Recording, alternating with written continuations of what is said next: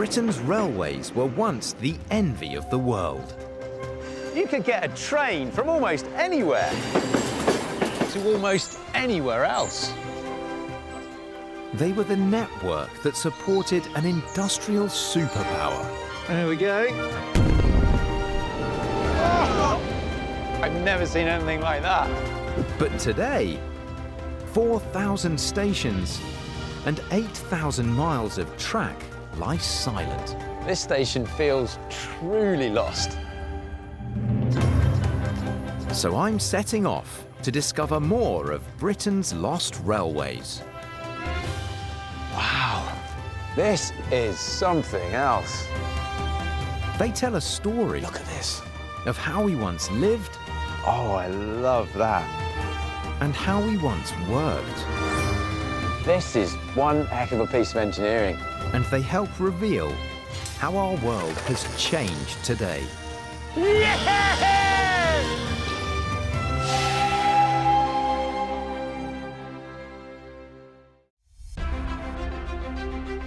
This time, I'm in Derbyshire. Matlock, to be precise. The start point of Peak Rail. 4 miles of steam heritage railway. And all that's left of a quite remarkable railway line.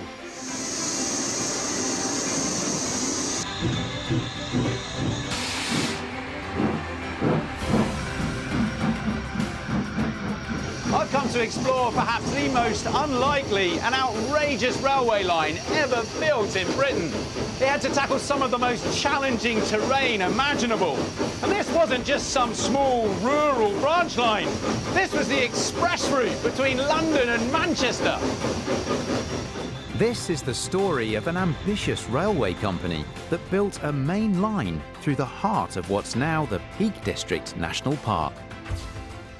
From Matlock, I'll be following a line that was tough to design and even tougher to complete, all the way to Buxton. But 50 years after its closure, the legacy of this railway remains etched into the Derbyshire landscape. And it's become perhaps the most celebrated lost line in the country. Here we go. Just drop that one in there. Whew, that's an inferno in there. How much coal will you go through on your journey here compared to what they might have been doing back in the day when they were running steam engines on this line? I think probably a fifth of what the real railway would have used. There were bigger engines, there were heavier trains, and they had a much more aggressive timetable, so the speeds that they would go at would be higher than we did. Speedy or not, since 1997, Peak Rail has brought steam back to this short section of my route.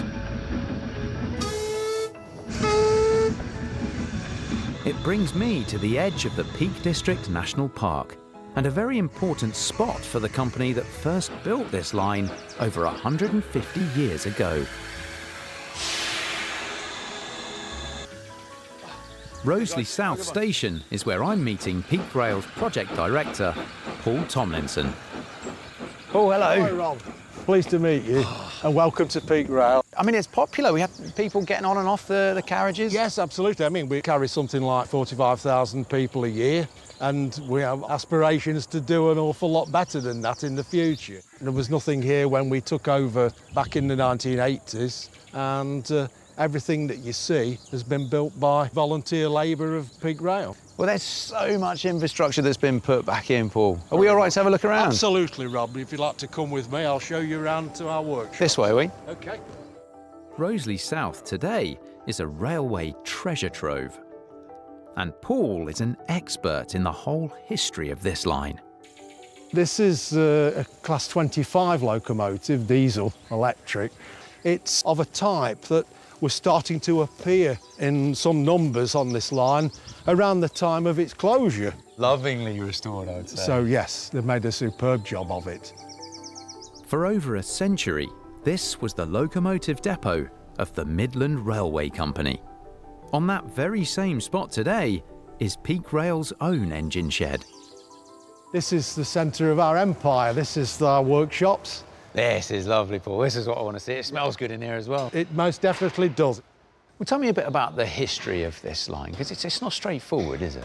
Well, basically, it comes down to the rivalry between the Midland Railway and the London and North Western Railway. So this was built by the Midland Railway? Indeed it was. And the Midland were determined to get a main line through from London to Manchester. The London and North Western had already done it, but the Midland Railway were determined to match them. And that meant coming through the Peak District.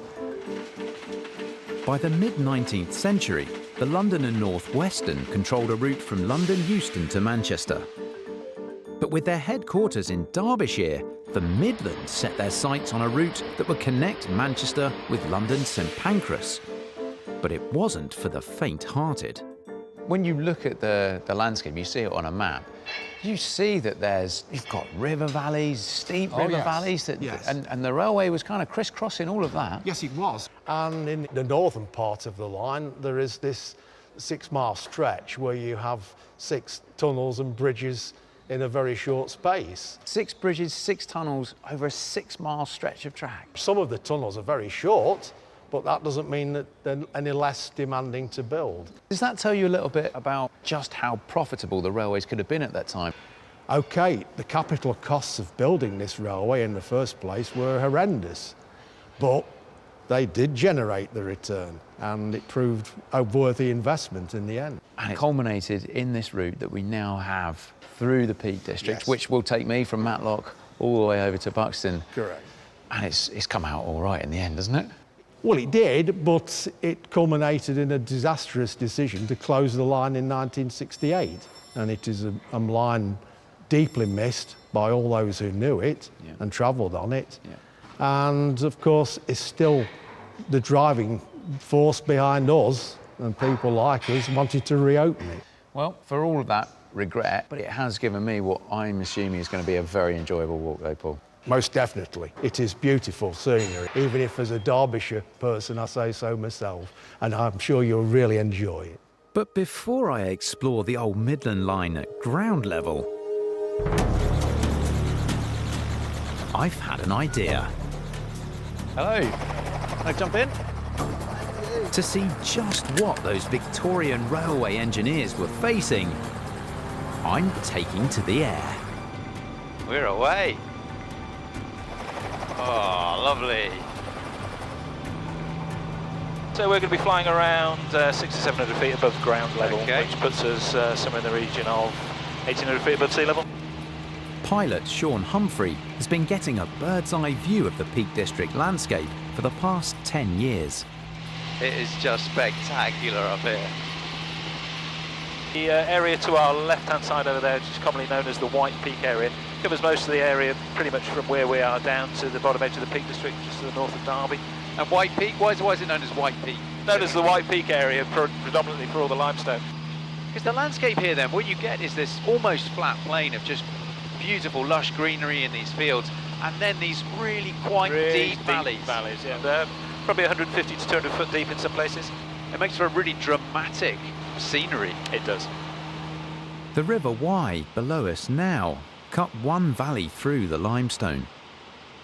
And it was chosen by the Midland Railway as their route across the White Peak. There it is, look. It's this beautiful juxtaposition of nature with water carving out this squiggly path through. And the railway trying to keep it as straight as possible for obvious reasons. It's such a contrast between the two. It just goes to show almost how ludicrous this line was to try and build a railway line through this kind of landscape. Yeah, very much so. But the railway's first challenge was to get permission to build here at all. So we're coming up on Chatsworth House now, the left-hand side. Unmistakable, really, look at that. One of the most famous country houses in Britain. Duke of Derbyshire was an avid supporter of the railways, but he didn't want any of the railways coming through his land. Not in my backyard. No, not in my backyard. NIMBYism at its best. Luckily, the Duke of Devonshire's neighbour was a little more welcoming. This is Haddon Hall. This is Haddon Hall, just here, yeah. The Duke of Rutland allowed the railway to be built, but wanted to use tunnels so that he couldn't see the smoke and steam going through his land. The tunnel actually passes within 100 metres of the Duke of Rutland's home. Just trying to pick out where it might have gone. I can't see any sign of a railway tunnel going through. And that's exactly the point. He allowed the railway to be built, but using tunnels so he couldn't see the smoke and the steam. He obviously did a very good job.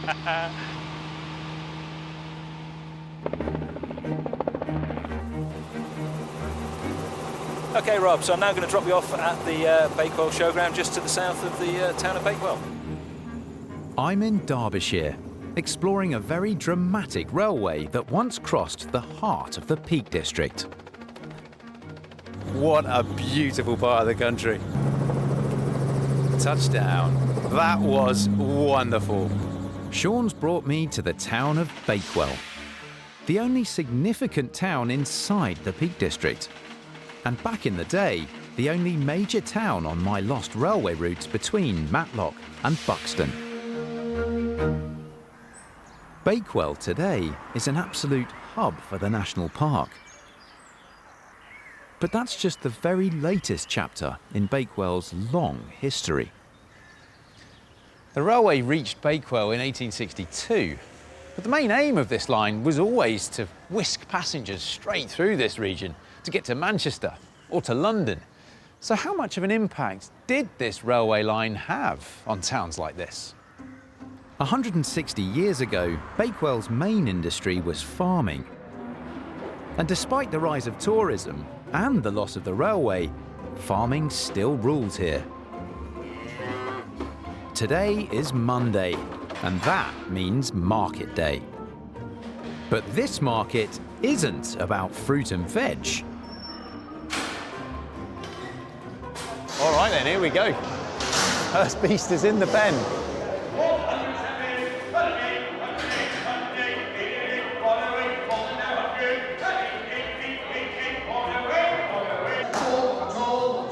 I don't know how much that sold for, but it sounds like it was sold.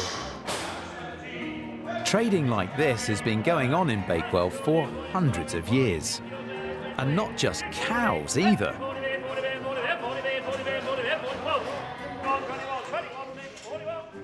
Hey, these are some of your sheep here, are they? Yeah, these two, yeah. 42 altogether today. I mean, it's quite fun for me to come and see this, but I guess for everyone here, this is business, right? This is livelihoods. This is every week, week in, week out. It's a hard market, it's a hard living, but, you know, we work at it. I'll tell you what, watching this, getting close to the action, I'm very conscious not to move a muscle in case I end up with a mini flock. I don't have space for these where I live. They'd love it, they'd be all right, bit of grass for it. Oh, I'm sure they would be. Keep the lawn under control.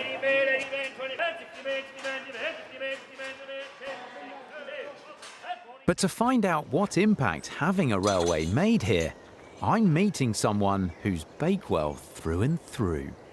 Janet, hello. Hello, Rob. Nice to meet you. Very nice to meet you. Thank you. That's an impressive operation you've got going on in there. I wish it was mine.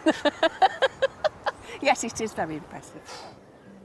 Janet Bailey is the manager of Bakewell's Agricultural Society, now celebrating its 200th birthday. How important was the arrival of the railway into Bakewell? Vastly important, and it left a great big hole when it went. You can imagine farmers, for instance, they could transport stock, take their stock to market on the train. A lot of the farmers relied on nearby railway lines to get their milk to wherever it was going.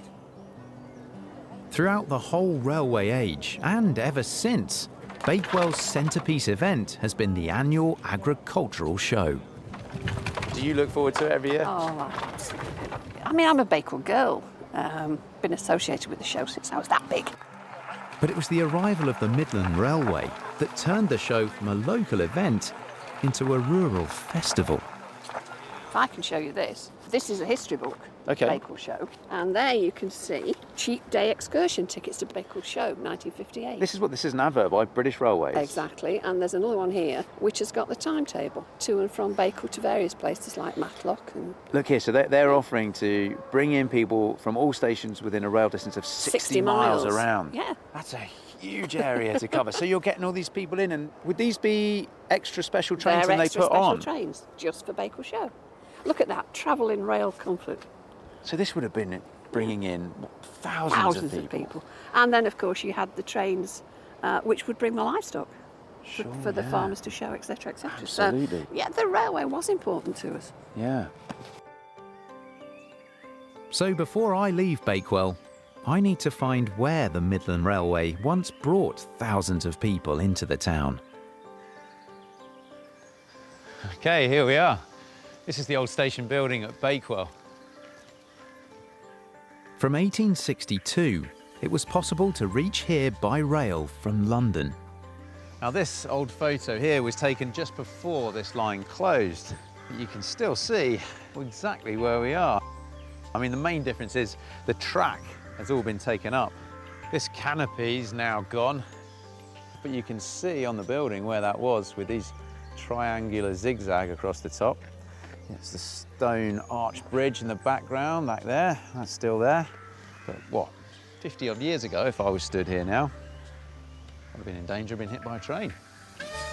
This station had been around for 5 years before the Midland finally completed their line north to Manchester. But from the beginning, Bakewell had some first-class waiting rooms. Now I'm looking for something very specific here. I think that must be it. This is the crest of the Duke of Rutland. Now the Duke may have been vehemently opposed to seeing trains crossing his land, but I'm told he was perfectly happy to get on and off of those trains from here. This railway and this station gave him easy access straight to London.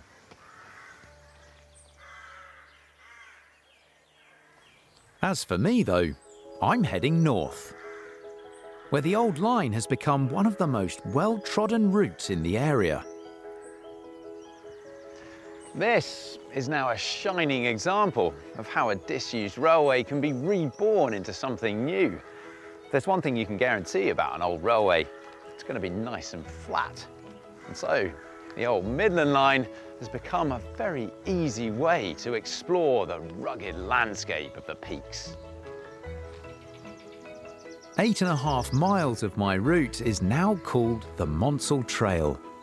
Perfect for walkers, or in my case today, for cyclists. Hi Rob. How you doing? Good, thank you. Good day for a little cycle, isn't it? Fantastic. Trail ranger Dave Watts has been developing the old railway's new purpose for 29 years. How popular is the Monsal Trail here? It's extremely popular. You're probably looking at over 320,000 visitors annually. Are you really? To this trail alone. That's huge numbers. That must be a massive win for you guys for the National Park. It is. And what a great way to come and visit and explore the Peak District. Exactly. If you're a walker, a cyclist, or even a horse rider, it is extremely safe. Yes. We're off the road as cyclists. Great way for families to bring their kids into cycling. If you're less able, it's flat for wheelchair users, pushing a baby in a buggy. It's a dream, isn't it? So accessible. That's the beauty of the railway. It's nice and flat. They've done the hard work. Exactly. Now we're coming to Great Longston Station. Aha! Yes, a little bit of infrastructure here. Yeah, and you can see how nature has actually taken over these platforms. And just to our left, which looks like a grand house, was the private access for Mr. Marples, a Sheffield lawyer, a Midland Railway director. Yeah. And this was for him to have his own private access come waiting room. Its own private access. So your normal punters would be coming through the station there, yeah. Normal people from Great Longston, Little Longston. But what ornate station it was. It's a beautiful station. And this private waiting room here is not too shabby either, is it, Dave? No. Obviously, these yew trees wouldn't have obscured the building itself. All this would have been open. There would have lovely gardens here, probably. And his visitors could disembark the train, access Mr. Marple's property. Goodness me. And it's thought, Rob, that the train would stop at the station and then pull forward to accommodate Mr. Marple's guests. I mean, that is proper influence and clout, isn't it? When you can get the train company to do that. Mind you, if you're a director of that train company, well, that's your oyster. Times have changed, though. Yeah. Try getting that these days. Good luck. Leaving Great Longston, the geology of the Peak District begins to change as we reach the engineering highlights of the old railway line. We're now entering Headstone cutting. Well, it's all changed here, isn't it? All of a sudden, those views out across. Yeah. So now we're coming to the limestone area of the Peak District. Here we go. Great slabs of limestone here. Look how deep this cutting gets. For much of the past 50 years, this cutting has been closed off to the public. A lost world from the days of the railway. This is amazing. Yeah.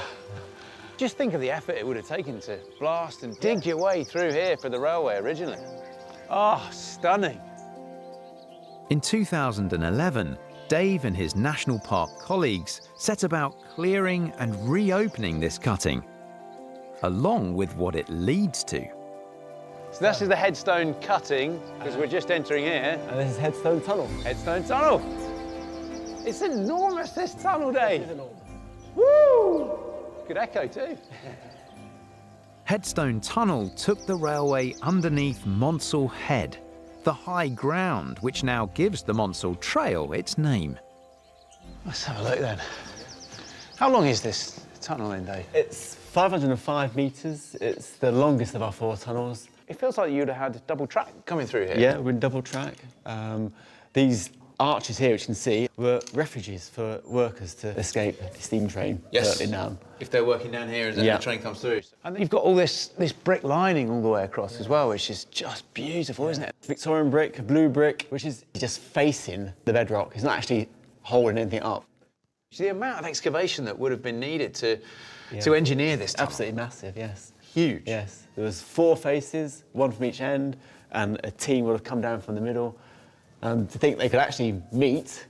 I know this is way before lasers and GPS Exactly, yeah. kind of technology Yeah, doing yeah. that. So This the is surveying was pretty good. spot on, wasn't it? But I mean, these railway engineers, they knew what they were doing, didn't they? I mean, They this did, was yeah. the best of the best. Yes, yeah. And they've left this fantastic legacy, really. But as railway legacies go, there are few better known than the one at the end of this tunnel.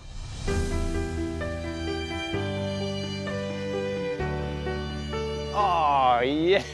What a spot. Standing tall over the River Wye is the Headstone Viaduct. Wow. It was straight out of the tunnel, one engineering feat, onto another one here. You can imagine when the trains are running through here, to come out that tunnel Yeah. and just come through to this view. From complete darkness, and then you get all of this. That is picture perfect view, that, isn't it?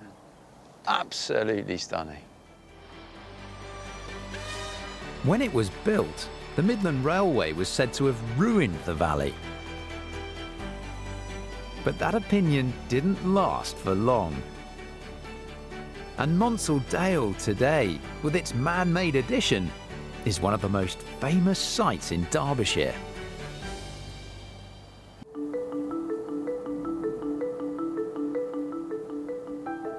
In the heart of Derbyshire, I've been seeing how the old Midland Railway engineered its way through a famous landscape.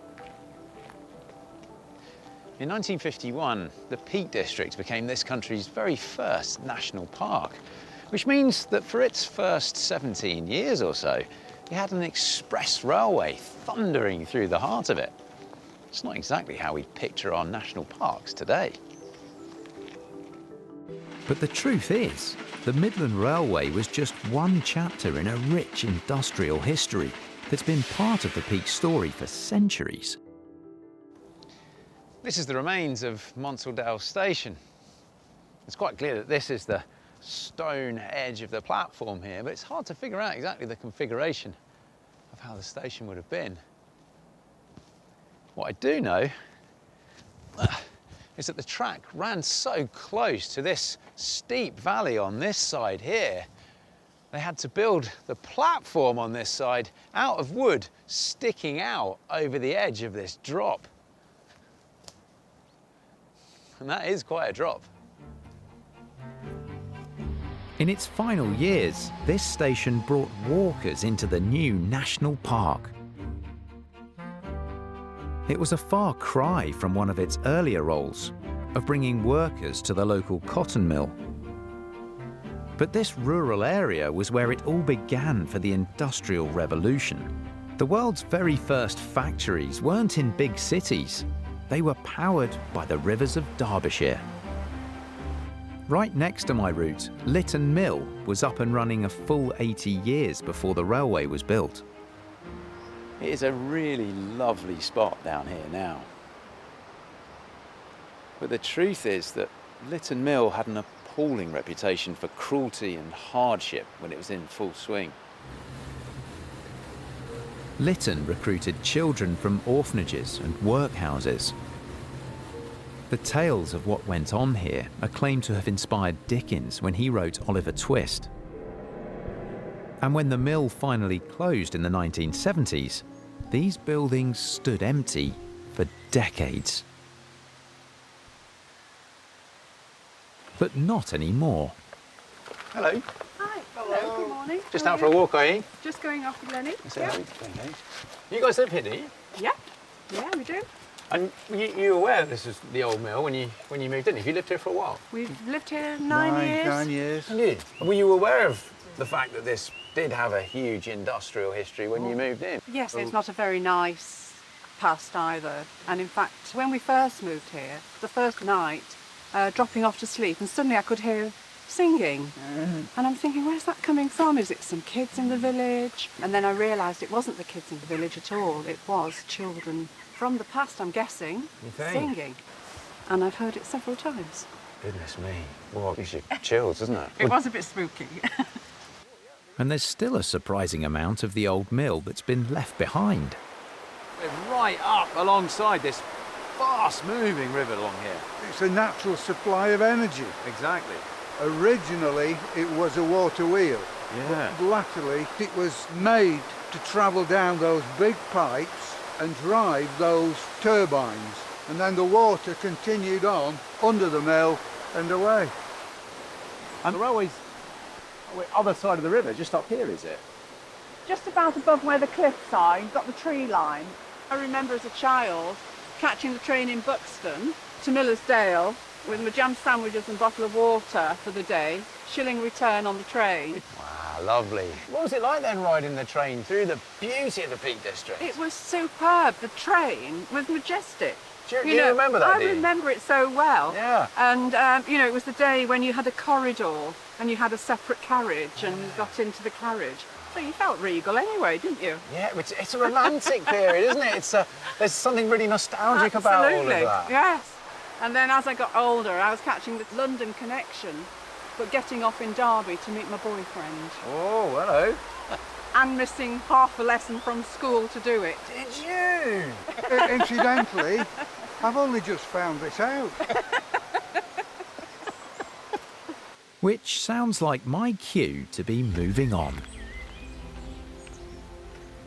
Derbyshire is now a renowned beauty spot, but it's filled with the remnants of successive industrial eras.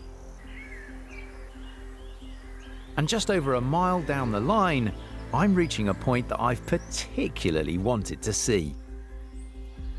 In order to bridge the 200-metre gap at Millersdale, the Midland Railway built an impressive viaduct. But for well over a century now, the standout feature is that there are two of them. Walking along here, I'm on the original viaduct that was built for when this line opened. But right alongside me here, the newer viaduct, which came along just over 40 years later. Now, if you stop and have a look, you can see they both have these stonework piers built from limestone and gritstone. The main difference is up top. The original viaduct has these beautiful, huge iron arches on its spans as it crosses the river below. But across the way, the new viaduct used a material that had come on leaps and bounds during that 40-year period. A material that was more reliable, it had better strength qualities. Steel. But the question is, why did the quiet valley of Millersdale need two viaducts? The answer on the other side is Millersdale Station, the largest station anywhere between Derby and Manchester. And it's here that I'm meeting someone who's known this place since childhood. Harry, hello. Hi, Rob. Nice to meet you. Very nice to meet you. Well, even though there's no trains coming through these days, it's still quite busy here at Millersdale, isn't it? People coming through all the time now. It's almost like the old days. Well, why was it such a major station then? Because we've got these platforms that we can see here. Did it extend further than that? Yeah, it started out as a 2-platform station and finished up as a 5-platform station. The only 5-platform station outside of a major city in the UK. in the middle of the Peak District seems rather stupid, doesn't it? It does. So why were there 5 platforms? Well, you had the busy quarrying industry right down the line. You'd got the mills at Millersdale, Lytton Mill, Cresbrook. Coal deliveries were made to here, so materials and goods had to come in. So this was a real hub of industry. Absolutely. And to have express trains stopping here as well, between Manchester and London, was quite exceptional, I think, for such a small community, you know? Yeah. You know, nearly everybody descended on Millersdale. In the final years of the railway's life, Harry's father was both station booking clerk and sub-postmaster for Millersdale Post Office, based right next to the platform. Do you remember being up and around here as a kid? Absolutely, yeah. Coming on here, watching the trains come in and out. I would come over and sometimes help the porters, sometimes get in the way of the porters, you know. But they were all very friendly, very helpful.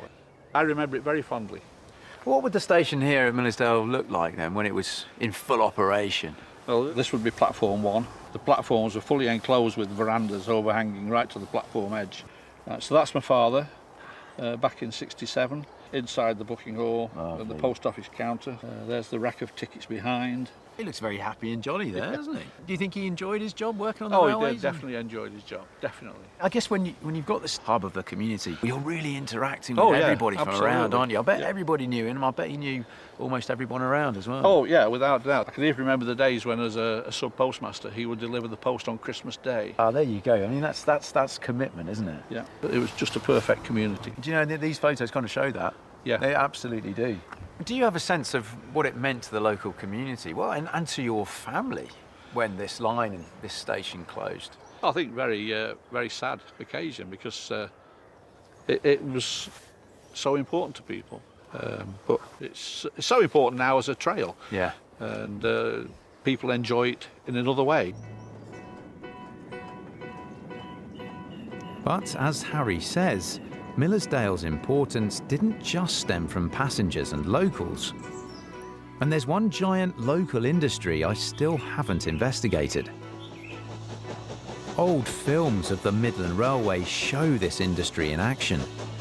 Long trains, wagon after wagon, filled with the spoils of this region's natural resource, limestone. Right next to the railway line here. Look at this. It looks like something straight out of a sci-fi movie. It's actually a Victorian lime kiln. Giant structures like this were used to turn local limestone into quicklime, used to fertilise soil, make cement, steel, and even glass. And the process started at the very top of the kiln. Hello. Hello. Thank you so much. Here to meet me is Peak District archaeologist Anna Badcock. So right on top of one of the lime kilns here, are we? We are, yeah. There's 2 actually, side by side. And they were constructed in the late 1860s, so shortly after the railway was built. That's not a coincidence then, is it? No. Because they're built right alongside the line. They're here because of the railway. So the railway allowed that limestone industry to just mushroom because of access to fuel, which could be brought in on the railway, and then access to markets with the product at the end.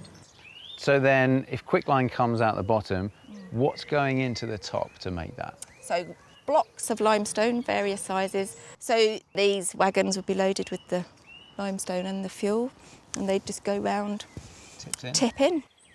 And the Peak District is known for being an area abundant with limestone. So would have been locally sourced? Yeah, the evidence of quarrying is just everywhere, all around us. And so those faces that you can see in the distance... Yeah, these sheer stone faces here. So that's all human-made. This one site could produce 50 tonnes of quicklime a day, but only once workers had stepped inside to set the kilns and ensure a temperature of 1,000 degrees C. So you can see how it's been cut through solid rock, can't you? Can we go in? Yeah.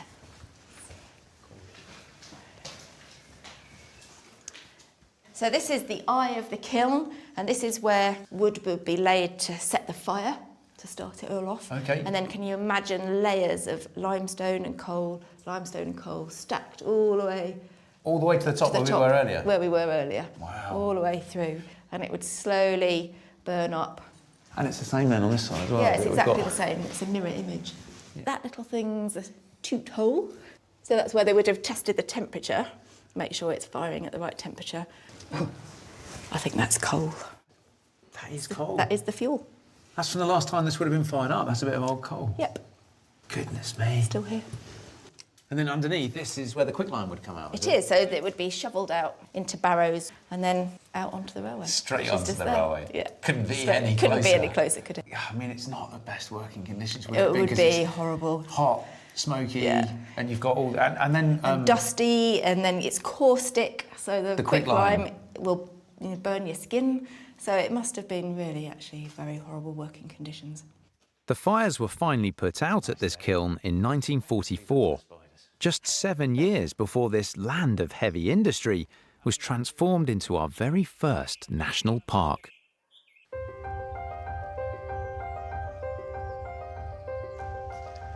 Well, there is no doubt about it. The simplest route between London and Manchester is definitely not through all this. But the Midland Railway built their line here anyway. And mighty impressive it's been too. I've been crossing the Peak District by following a quite remarkable lost railway. But before my journey ends in Buxton, there's one more Derbyshire industry to see, and this one's alive and well.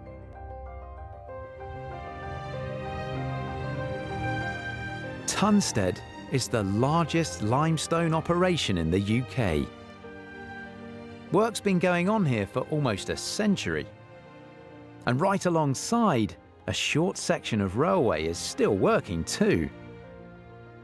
So this is still part of the old Midland Railway that is in operation. That's right, the railway has been here since the late 1800s, and this train that's just blown its horn now will be going through the batch loader plant. When the rest of my line closed in 1968, a few miles looping around the quarry was kept open to carry freight to Buxton and beyond. Tunstead manager John Fotherby now controls 9 kilometres of quarry sidings, 5 separate loading plants and 4 locomotives. So this engine here weighs about 130 tonnes and it's 3,000 brake horsepower engine in there. The trains that go out of here go up to 2,500 tonne gross. So each one of these wagons fairly sizable as well then? This wagon here, when it's fully laden, will be 90 tonne in total. This whole train will take 45 trucks off the road. Wow. The amount of pollution that would chuck out compared to one train delivery is unbelievable. So limestone is then processed into lime, and where does that end up then? Lime product ends up in your toothpaste, in your food, but major construction that the lime's been used in is the Mersey Gateway that's recently opened in Liverpool, the Shard, O2 Arena. It ends up literally everywhere. Concrete and cement for constructions all round the country are made with limestone from here. And one more train load is about to be filled. So that's going to be quite a noisy affair, isn't it? Dumping loads, tons of limestone. It's going to be a very noisy affair, and we're going to have to get out of this area very shortly. Luckily, the control room is on hand, from where you can survey the whole process. Go ahead, Dave. Set her off. Ooh. Hello. Straight away, there's rumble. So that there's 66 tonne of material dropping into the wagon in one go. Each wagon is filled in just 5 seconds as the train creeps forward. The whole train will be through here in about 20 minutes. Wow. But to get this far, a lot of work has already been done. A fleet of dumper trucks carry 100 tons of rock at a time, to where it's crushed, blended and carried to the railway sidings by conveyor.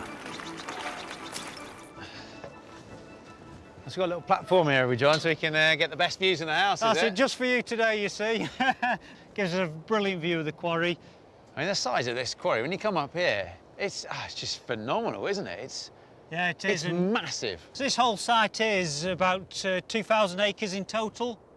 John's brought me to see the dramatic start of the quarrying process. Be a 45,000 tonne blast going off today.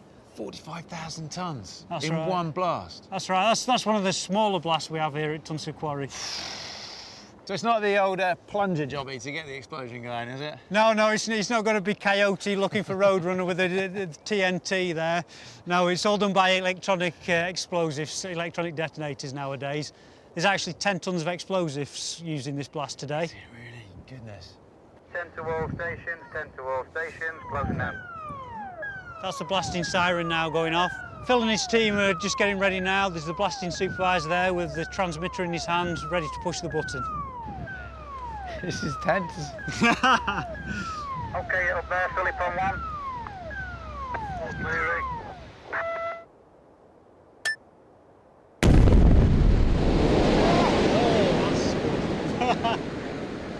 That is something, I've never seen anything like that.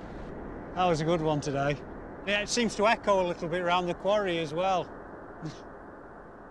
All clear.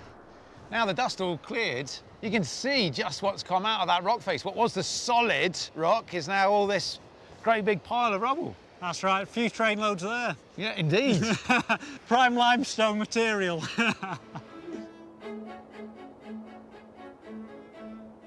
Just 2 miles from the giant quarry, perched on the very edge of the limestone plateau, is my destination, the spa town of Buxton. And this feels like a well-deserved refreshment.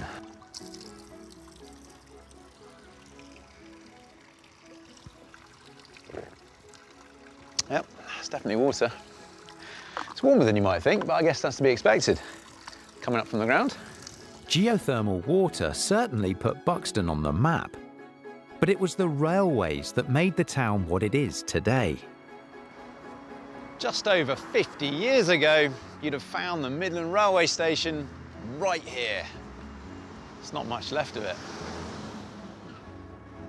But we do know exactly what the station looked like, because its twin is still with us. Buxton is where the Midland Railway ran into its arch rival, the London and North Western, and their station is still here. The Midland had hoped to build their line straight through Buxton to Manchester, but as they got here, the LNWR were finishing their own line to Buxton from Manchester. Look, you can see London and North Western Railway Company carved in stone above this wonderfully intricate fan window. Both stations were designed by Joseph Paxton, who'd made his name creating the Crystal Palace in London. Perfect railway symmetry. Amazingly, they each had their grand opening on the same day in May 1863. The Midland had their dinner at 2 p.m. and the LNWR just an hour later at 3 p.m. Allegedly, Paxton made it along to both. In a quirk of Victorian railway building, Buxton ended up a terminus to 2 lines. But did that stop the Midland reaching Manchester? Oh no, they simply backtracked down their own line and created a new route, missing out Buxton entirely. You've got to admire the Midland's determination, but I don't think Buxton was any worse off. The population of the town tripled within just 20 years of the railways arriving. And the country got its second main line between London and Manchester. One full of the beauty and drama of the Peak District. That one's no longer with us. But what a train ride it must have been.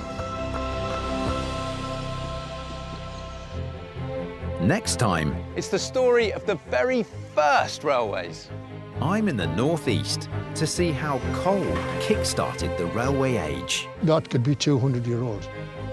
I'll pay a visit to the 1820s. All the mechanics of this are right on show. And see how lost mining railways are getting a new lease of life. Come on, yeah!